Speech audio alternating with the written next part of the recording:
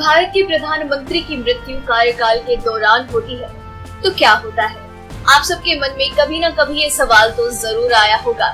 चलिए इस सवाल का जवाब हम आपको बता देते हैं। जब पीएम की कार्यकाल के दौरान मृत्यु होती है तो मंत्री परिषद यानी उनकी कैबिनेट के मंत्रियों, राज्य के मंत्रियों और राज्य के मंत्रियों यानी कि स्वतंत्र प्रभार मंत्रियों को भंग कर दिया जाता है। ये एक स्थापित परंपरा है। इसके बाद अध्यक्ष अपने विवेक पर एक अस्थायी आधार पर कार्यवाहक पीएम नियुक्त कर सकते हैं। पार्टी के नेताओं में सबसे वरिष्ठ व्यक्ति को कार्यवाहक पीएम बना दिया जाता है। हालांकि ये परंपरा रहती है, ऐसा कहीं भी लिखा नहीं गया है या कोई कानूनी बिल नहीं है इसके तहत सबसे वरिष्ठ व्यक्ति को कार्यवाहक पीएम बनाना चाहिए, इसलिए इसका उल्लंघन किया जा सकता है। कार्यवाहक पीएम एक अस्थायी अवधि के लिए कार्यवाहक सरकार चलाता है जब तक कि सत्ताधारी पार्टी अपने एक नेता को पीएम के रूप में नहीं चुनती। 1964 में जब नेहरू जी की मृत्यु हुई तब गुलजारी लाल नंदा वरिष्ठतम को कार्यवाहक पीएम के रूप में नियुक्त किया गया था। उन्होंने सिर्फ 13 दिनों तक पद को संभाला, लेकिन बाद में पार्टी ने पूर्णकालिक प्रधानमंत्री के रूप में लाल बहादुर शास्त्री को चुना।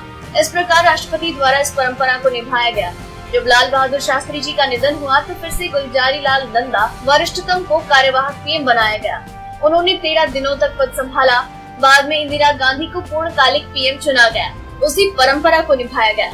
1984 में जब इंदिरा गांधी का निधन हुआ तो अध्यक्ष ज्ञानी जैल सिंह ने उक्त परंपरा का पालन नहीं किया।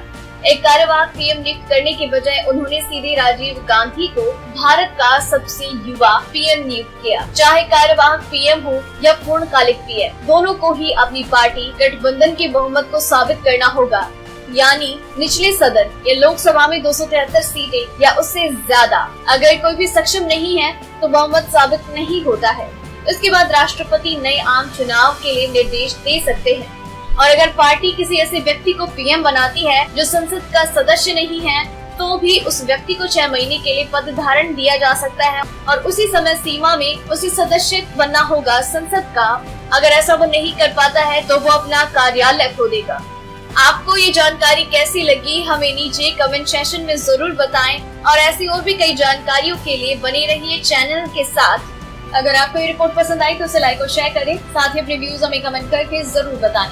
डेली ट्रेंडिंग न्यूज की रिपोर्ट सब्सक्राइब करें हमारा चैनल ऐसी ही लेटेस्ट और इंटरेस्टिंग न्यूज के लिए।